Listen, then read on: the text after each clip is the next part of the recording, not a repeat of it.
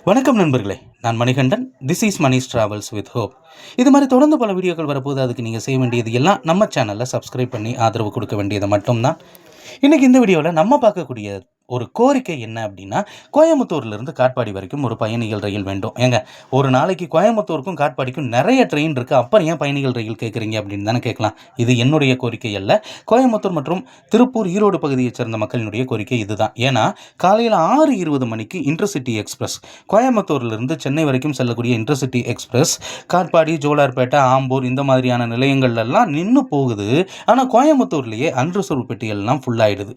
அப்படி இருக்கக்கூடிய சூழ்நிலையில் திருப்பூர்லேயோ ஈரோட்லேயோ இந்த ட்ரெயினில் ஏறினா படியில் தான் நின்றுட்டு போக வேண்டிய அவசியம் அப்படிங்கிறது இருக்கிறது. இதை விட்டுட்டோம் அப்படின்னா மத்தியானம் 1 மணிக்கு தான் ட்ரெயின் அப்படிங்கிறதே இருக்குது. அப்படி இருக்கக்கூடிய சூழ்நிலையில் இடைப்பட்ட காலங்களில் ஒரு பயணிகள் ரயில் இயக்குனாங்க அப்படின்னா உண்மையிலேயே அது வசதியாக இருக்கும். அது மட்டும் இல்லாமல் கிருஷ்ணகிரி, ஒசூர் இந்த பகுதிகளுக்கு போகணும் அப்படின்னாலும் இந்த இன்டர்சிட்டி எக்ஸ்பிரஸில் குறிப்பிட்ட இடத்துக்கு போய் இறங்கி, சாம்பல்பூர் இந்த மாதிரியான இடங்களில் இறங்கி அங்கிருந்து சாம்பல்பட்டின்னு நினைக்கிறேன், ஆமாம், அங்கிருந்து இறங்கி மாறி போகக்கூடிய ஒரு நிலை அப்படிங்கிறது தான் இருக்குது.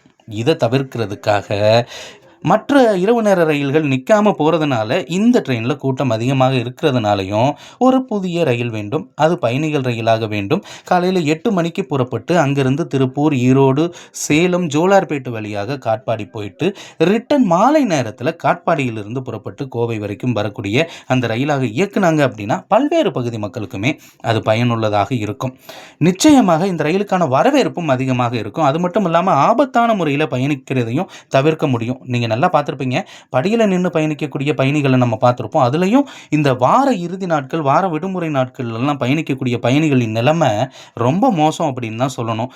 படியில் கூட இடம் கிடைக்காம வேறு வழி இல்லாமல் பேருந்துகளை நாட வேண்டிய ஒரு நிலை.